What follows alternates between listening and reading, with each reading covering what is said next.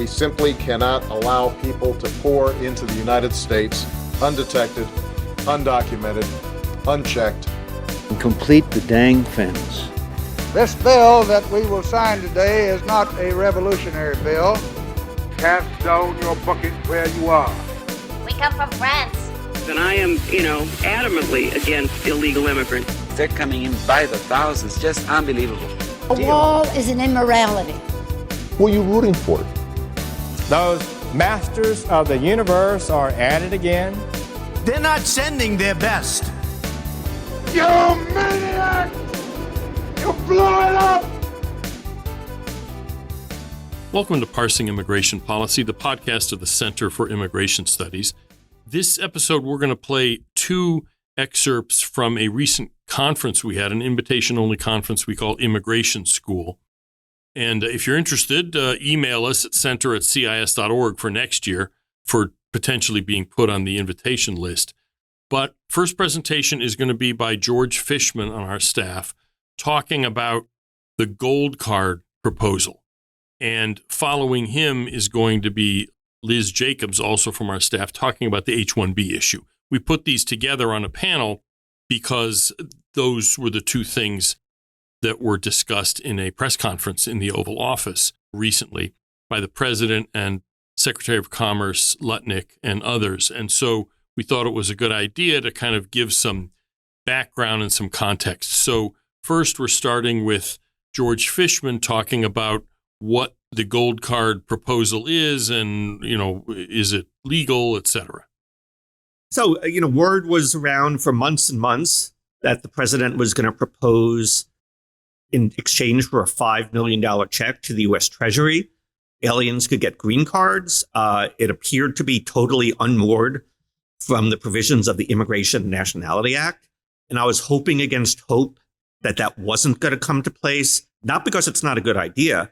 Regardless of what you think of whether we should auction off green cards, the way we do it now is ridiculous. Basically, you invest $500,000. Well, a few years ago, it went up from that. But for 3 decades, it was $500,000. You just have to invest it in some business venture for about 2 years. No involvement in the business on your own, except investing in it. After that, you get your green card. You can take your money out with interest. So unless the business goes belly up, you've made a profit off getting a green card. It would be much more beneficial to the country. Just have them write a check to the Treasury, $5 million. I think that would benefit the country a lot more if we're going to have this sort of program. But I was also hoping against hope that they remain within the Immigration and Nationality Act. I wrote a piece about this, but it's vanishingly unlikely under the Constitution as we understand it, that the administration can just disregard the immigration laws passed by Congress. That's one, I was involved helping the House Homeland Security Committee on the impeachment of Biden's DHS Secretary Mayorkas. And I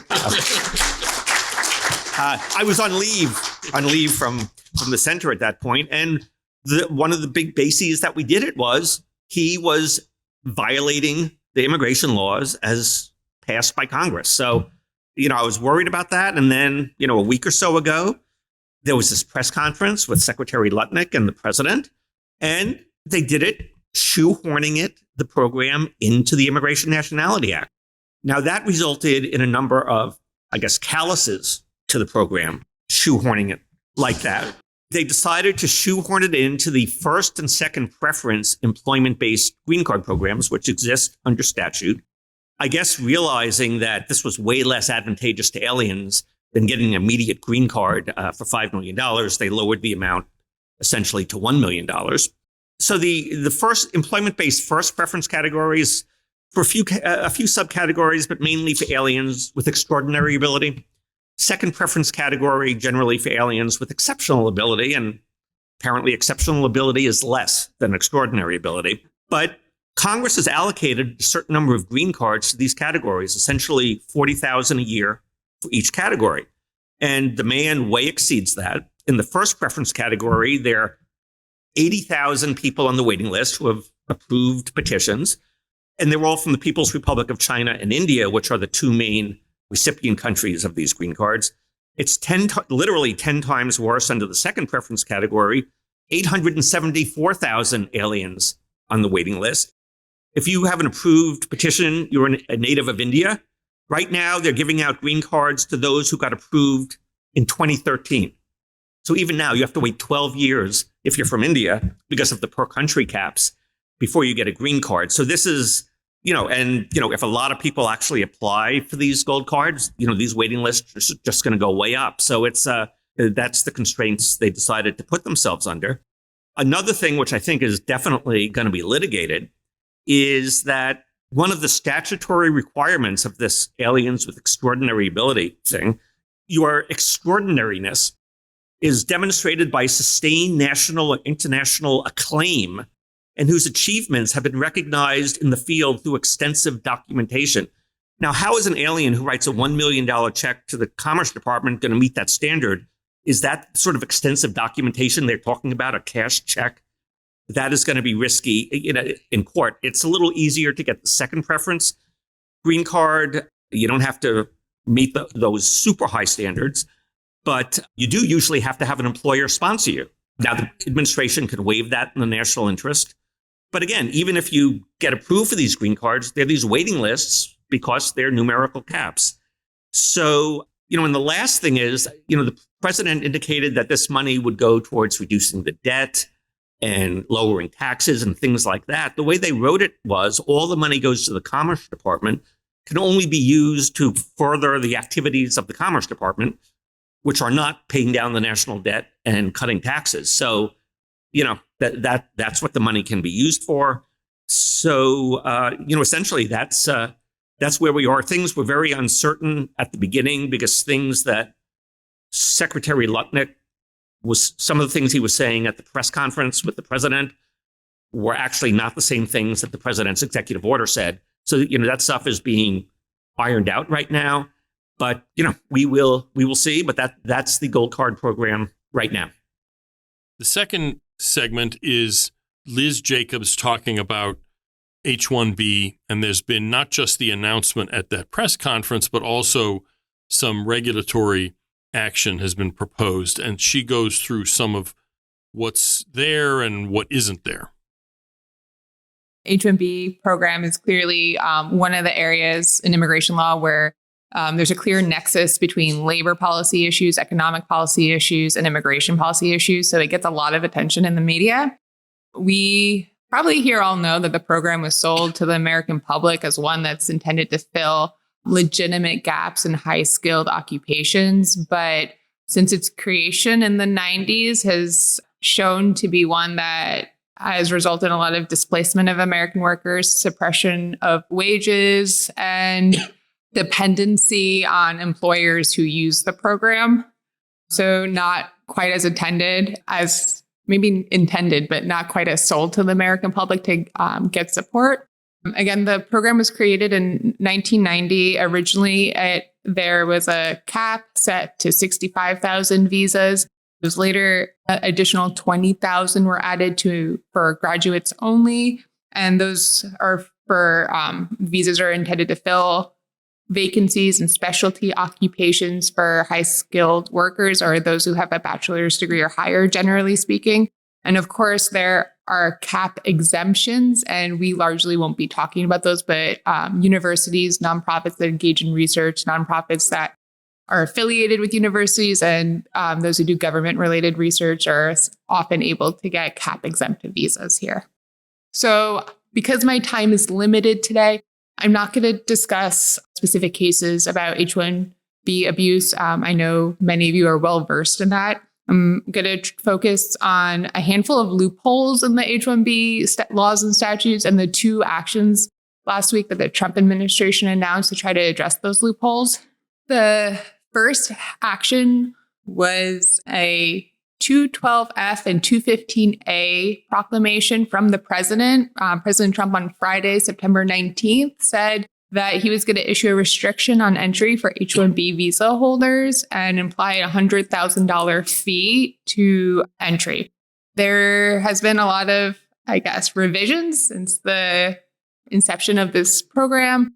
Initially, reporting was saying that this would be an annual fee, but what is actually in place now is a one-time fee that would only be applied to H-1B visa holders entering the United States. This is a clear marking of the president trying to put his finger to weigh on the scale in favor of companies hiring U.S. workers or over foreign workers. And that is because we have loopholes in our regulations that lawfully allow employers to hire foreign workers with the H-1B visa below average wages. The law that governs the H-1B visa program requires the Department of Labor to set 4 wage levels through regulation. And these regulations set the first 3 of these wage levels. And the wage levels are supposed to correspond to those who have lower levels of experience or skills. So the first 3 wage levels are set at the 17th percentile of wages, 34th percentile, and 50th percentile. So the majority of those who receive H-1B visas are paid well below the prevailing wage or just at the prevailing wage. Wage 4, or wage level 4, is the only wage level that exceeds the average wages. Then there is a statute that prohibits the Department of Labor from contesting the wage levels that the employers must certify to the Department of Labor before they can petition USCIS for a H-1B visa. So this is kind of an historic attempt to address that specific problem. Instead of amending the Department of Labor regulations to raise the wage levels, which again, CIS clearly supports that they do, the president is using a 212F or restriction on entry, the same authority that he used to issue the travel ban, to impose a restriction on entry for H-1B visa entrants. So we have to wait and see what happens with this, although it is immediately in effect. But there are a few issues that we see with this fee. The first, again, is that it only applies to those entering the United States. Just a portion of H-1B visa holders are not in the United States at the time they adjust to an H-1B status. Many of them are in the United States as F-1 visa holders, as either as students or working in the optional practical training OPT program. Many have no problem gaining a B1 or B2 visa to enter as a tourist or a business visitor and could circumvent the fee that way. So that is one loophole we hope this administration will look to close. The second issue that we have with this fee is that because it's $100,000 that would be applied once for an initial application, not for a renewal or an extension or annually. And because H-1B visa holders could be in the United States working under that visa for up to 6 years, that equates to about a $16,000 fee per year, which still does not overcome the wage discrepancy between most U.S. workers and their H-1B counterparts. So it is an improvement from the status quo for sure, but it's not enough to actually make U.S. workers have a competitive advantage. The second action that was taken last week that is important to note is the Department of Homeland Security issued a new regulation to change the way USCIS selects capped exempt visas in years in which the petitions they receive exceed the number of visas that are available. Currently, the framework that's in place requires the agency to engage in a random lottery with no weight or emphasis on wage levels or whether an occupation has more need for workers than another. This one will weigh higher wage levels more heavily than lower wage levels. And this is distinct from the first Trump administration's attempt to make this reform. In 2020, I think actually it was finalized January 2021, the Trump administration issued a rule that would make a similar change, but it prioritized higher wage levels, meaning that a wage 4 petition would always be granted a visa before a wage 3 or a wage 2 or lower.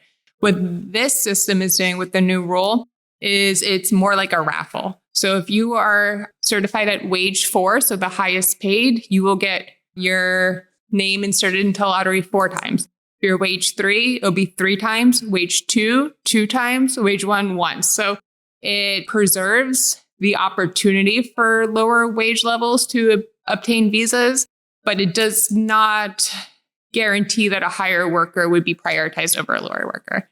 In my opinion, this is a misguided way to go about addressing this issue. We believe that wage levels are by definition a reasonable proxy for the value, the skills, and the experience that a worker brings to the country. It also would address the issue that we see repeatedly with the H-1B visa program, where, frankly, the program is used as a labor cost-cutting mechanism. Many of the top H-1B employers, the top 30, they fall into three camps, in my view. They're either one, big tech companies, Silicon Valley companies that often in recent years report tens of thousands of layoffs. Two, they are businesses that have outsourcing business models. And three, they're third-party recruiters that primarily hire IT workers to fill out lower wage levels. This rule, we don't really see addressing this issue. However, again, it's still an improvement from the status quo. So in addition to those shortcomings, we hope this administration and Congress will look into closing other loopholes. Like I said, those are really just two loopholes that the H-1B program suffers from.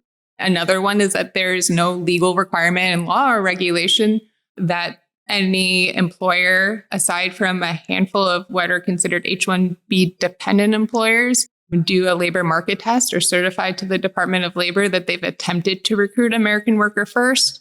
And even with H-1B dependent employers, if they can show that they're paying that worker at least $60,000, they don't even have to go through the already weak labor market certification process that exists. This administration certainly can raise the wage level rates.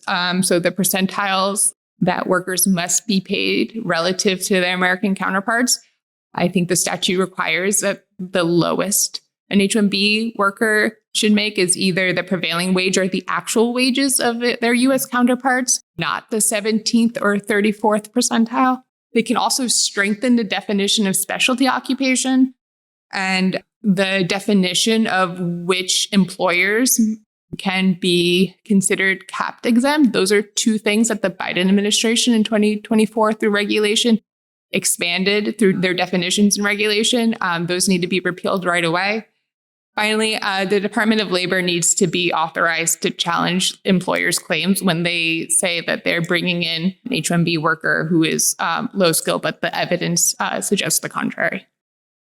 So if there are updates on these two things that were released relatively high-profile way by the administration, we'll definitely keep you abreast of those in the future. One thing I wanted to note in closing is a report on our website, CIS.org, where our Director of Research, Steve Camerata, and Karen Ziegler look at this estimate that they published earlier about the decline in the illegal population. This got a lot of attention. The administration, as you can imagine, amplified it.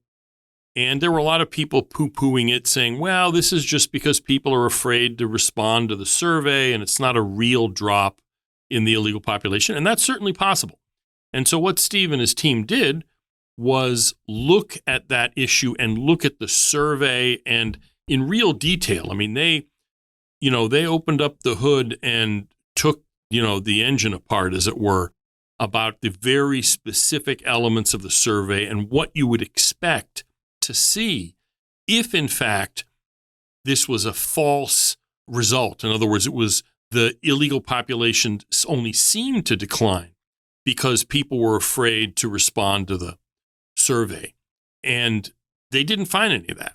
And the conclusion they came to is that while the actual number may be slightly different, maybe a little higher, maybe a little lower, it's obviously only a survey, and we'll keep up in future surveys to see how it's going.